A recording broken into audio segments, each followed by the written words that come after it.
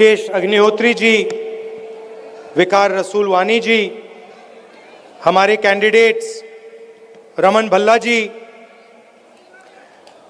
मुलाराम जी, नीरज कुंदन जी, Taranjit Singh Tony जी, Manmohan Singh ji, Balbir Singh ji, Yogesh Sahni ji, stage पे Congress party के senior नेता, गठबंधन के नेता, भाइयों और बहनों, प्यारे कार्यकर्ताओं, आप सबका यहां बहुत बहुत स्वागत, नमस्कार। कैसे हैं आप लोग? मूड कैसा है आपका? मूड बढ़िया है?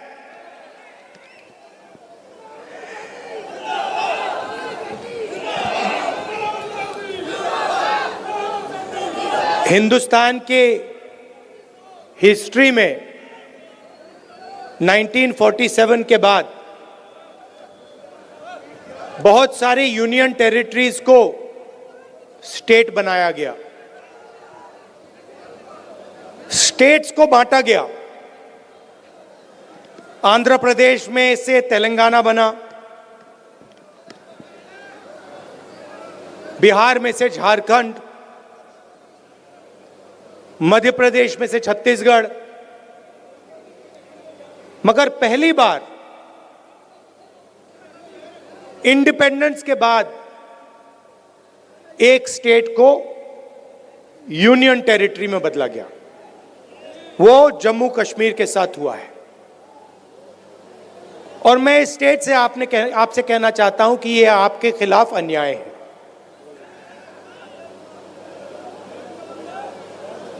आपका लोकतांत्रिक हक आपसे छीन लिया गया है और आज जम्मू कश्मीर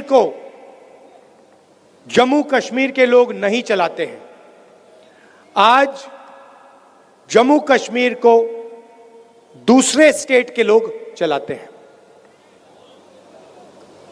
हमने सोचा था कि चुनाव से पहले आपको स्टेटहुड वापस मिल जाएगा और सही तरीका वही था। सही तरीका था कि पहले स्टेटहुड दो और उसके बाद चुनाव कराओ। अब ठीक है, पहले चुनाव करा दिया, मगर हम चाहते हैं कि जल्दी से जल्दी आपका जो लोकतांत्रिक हक है, जम्मू कश्मीर का जो स्टेटहुड है, वो आपको वापस मिले।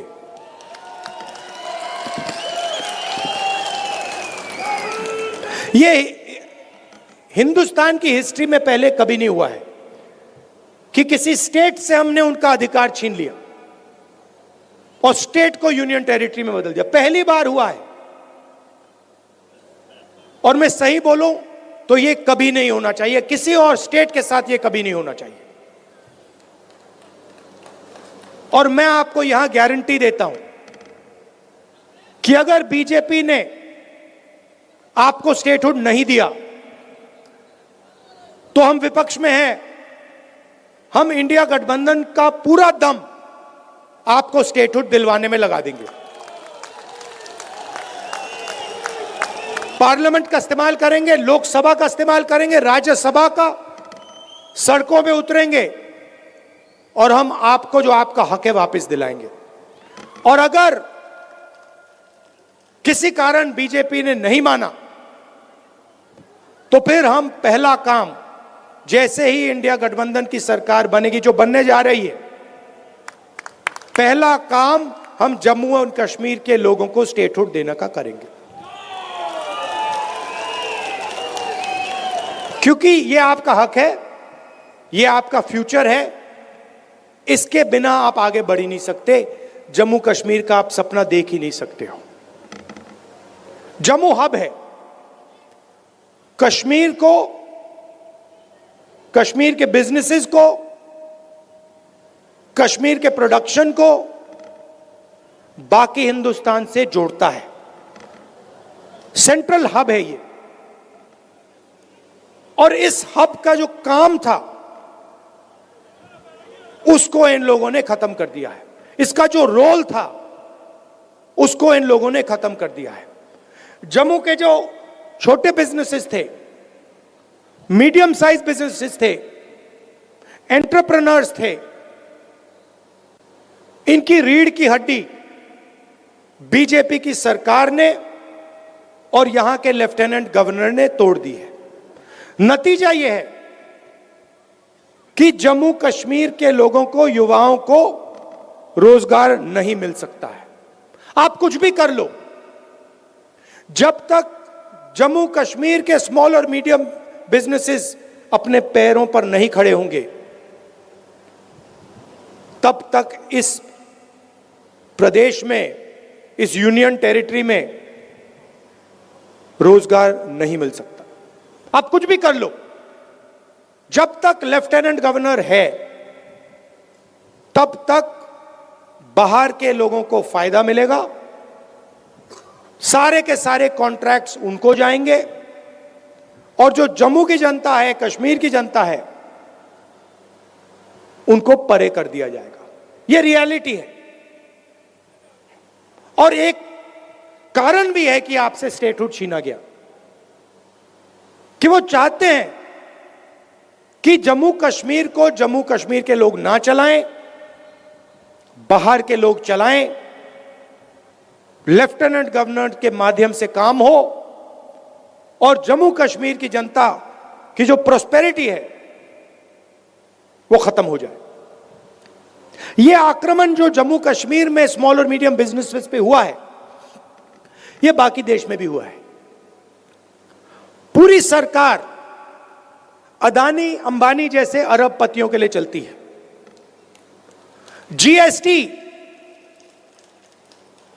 जीएसटी एक हथियार है। जम्मू के एंटरप्रेन्योर्स, जम्मू के स्मॉल और मीडियम बिजनेसेस पर आक्रमण करने का हथियार है। नोटबंदी एक हथियार था। यह पॉलिसीज नहीं है, ये हथियार हैं और इनका लक्ष्य रास्ता साफ करने का है। किसके लिए? अदानी और अंबानी जैसे अरबपतियों के लिए। नोटबंदी और जीएसटी ने, गलत जीएसटी ने हिंदुस्तान में लाखों स्मॉल और मीडियम बिजनेसेस खत्म कर दिए। अभी मेरा प्रोग्राम था, कुछ मिनट पहले मेरा प्रोग्राम था, एक लड़की आती है, कहती है राहुल जी मेरा सपना था, मैं छोटा बिजनेस चालू करना चाहती थी। गवर्नमेंट ने कहा कि ग्रांट मिलेगा, मैंने पूरी प्रिपरेशन कर दी, एरोमेटिक्स का मेरा बिजनेस था, मैंने पूरी तैयारी कर दी, मुझे कहा कि पैसा मिलेगा, पैसा नहीं आया। मेरी मां की डेथ हो गई, मेरे पिता ने मेरी मदद की, मगर मेरा बिजनेस खत्म हो गया। आज मैं छोटा बिजनेस नहीं चलाना चाहती हूं, क्योंकि मैं जानती हूं कि जम्मू कश्मीर में छोटा बिजनेस नहीं चलाया जा सकता है। मगर यही आपकी रीढ़ की हड्डी है, यही आपकी स्ट्रेंथ है, इसी में आपका रोजगार है, इसी में आपका भविष्य है। और आप किसी भी युवा से पूछ लो, वही जवाब मिलेगा। वो लड़की अब कह रही है कि मैं एडमिनिस्ट्रेशन में जाना चाहती हूं, मैं आईआईटी में जाना चाहती हूं। आईआईटी में कितने लोग जाएंगे? एडमिनिस्ट्रेशन में कितने लोग जाएंगे? 1% जाएंगे, 2% जाएंगे, 3% जाएंगे, 5% जाएंगे। 95% का क्या होगा? जहां भी देखो वहां आपको अदानी अंबानी दिखेगा। पहले आपका रोल था, कश्मीर के सेब यहां से निकलते थे, आप बाकी हिंदुस्तान में भेजते थे। आज पूरी की पूरी सेब की इंडस्ट्री अदानी के हाथ में है। हिमाचल का सेब अदानी के हाथ में, जम्मू कश्मीर का सेब अदानी के हाथ में। और यही हर इंडस्ट्री में यही हो रहा है। एयरपोर्ट में जाते हैं अडानी टैक्स, पोर्ट में जाओगे अदानी टैक्स, मोबाइल फोन चलाओगे अंबानी टैक्स। सड़क पे चलोगे अदानी टैक्स, अनाज में अदानी टैक्स, सेना हथियार का प्रयोग करेगी अदानी टैक्स, कारतूस अदानी टैक्स, अग्निवीर अदानी टैक्स। ये कब तक चलेगा? 16 लाख करोड़ रुपए कर्जा माफ किया है अदानी अंबानी जैसे 25 लोगों का, नरेंद्र मोदी। आप शेम कह रहे हो, मगर मैं आपसे पूछना चाहता हूं, जम्मू के छोटे बिजनेस वालों का, जम्मू के किसानों का कितना टैक्स माफ हुआ है? जो आपके युवा 18-19 घंटे पढ़ाई करते हैं, सपना देखते हैं, एजुकेशन के लिए लोन लेते हैं, उनका कितना टैक्स माफ, उनका कितना माफ हुआ है पैसा? उनके कितने बैंक लोन माफ हुए हैं? कोई बीमार होता है, अस्पतालों में लाखों रुपए लग जाते हैं, उनका कितना कर्ज माफ हुआ है? जीरो। आप अगर बैंक लोन लेते हो और पैसा वापस नहीं देते हो, आपको जेल में डाल देते हैं, जेल में डाल देते हैं। और अंबानी अदानी जैसे लोग बैंक लोन लेते हैं, पैसा वापस नहीं देते हैं, कहते हैं चलो और पैसा ले लो। कितना चाहिए? 1000 करोड़, 2000 करोड़, 50,000 करोड़, 1 लाख करोड़, जितना चाहिए ले लो, जो करना है करो, जो इंडस्ट्री खरीदनी है खरीदो। लखनऊ का एयरपोर्ट चाहिए ले लो, मुंबई का एयरपोर्ट चाहिए, अच्छा वो किसी और के हाथ में, चलो सीबीआई केस लगाओ, ईडी केस लगाओ, परे करो उसको, अदानी को दो। ये make in India, make in India, make in India बात करते रहते हैं, डिफेंस इंडस्ट्री की बात करते हैं। सारे के सारे कॉन्ट्रैक्ट्स अदानी जैसे लोगों को जा रहे हैं। बाहर इजराइल की कंपनी हथियार बनाती है, लेबल अदानी का लग जाता है। इजराइल की कंपनी ड्रोन बनाती है, लेबल अदानी का लग जाता है, और कहते हैं मेक इन इंडिया हो गया। कैसे मेक इन इंडिया हो गया? इजरायली हथियार है, मेक बाय अदानी हो गया है, मेड इन इंडिया नहीं हुआ है। और यही हालत पूरे देश में।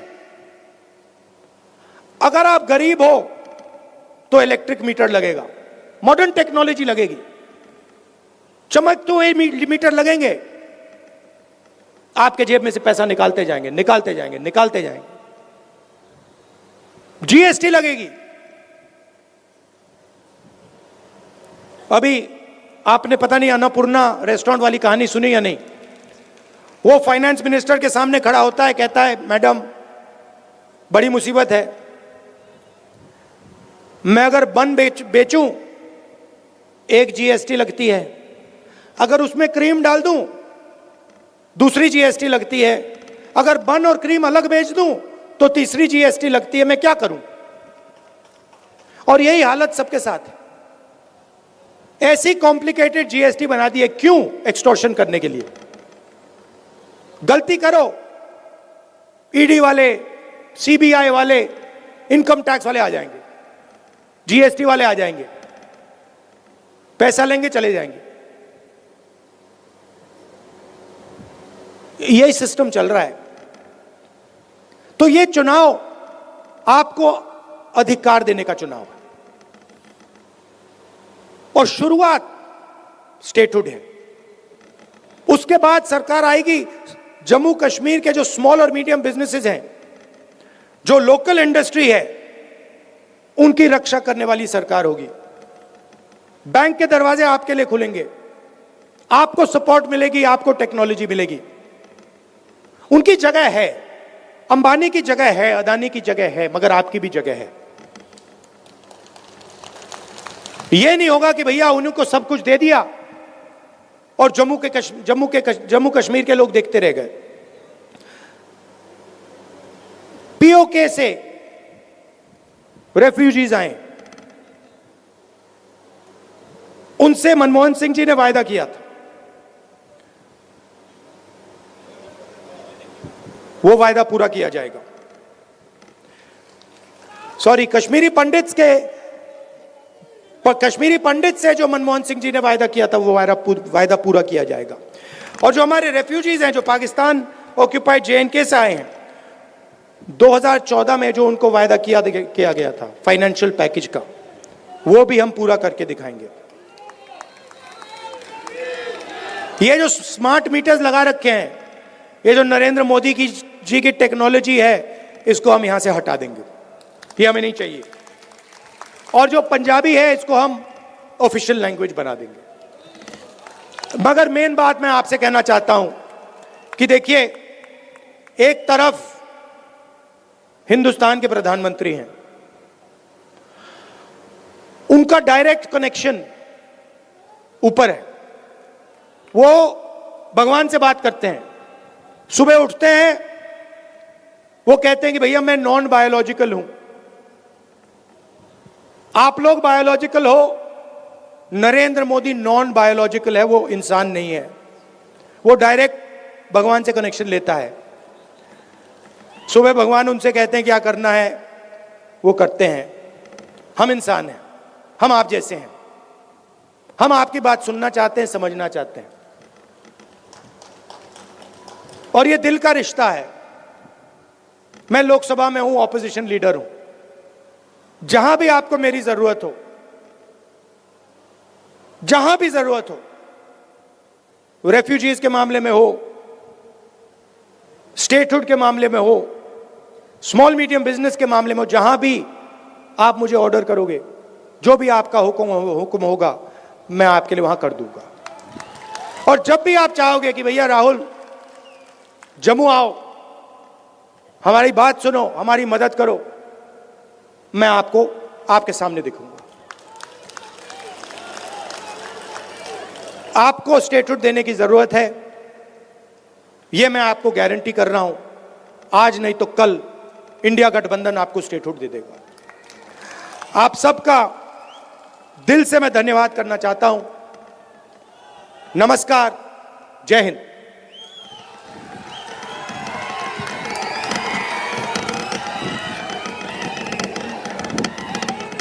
सारे जोरदार तरीके से राहुल गांधी, श्री राहुल गांधी, श्री राहुल गांधी, इंडियन नेशनल कांग्रेस, श्री मल्लिकार्जुन खड़गे साहब, श्रीमती सोनिया गांधी, श्रीमती प्रियंका गांधी, श्री राहुल गांधी, श्री राहुल गांधी, जननायक राहुल गांधी, इंडियन नेशनल कांग्रेस, भारतीय राष्ट्रीय कांग्रेस।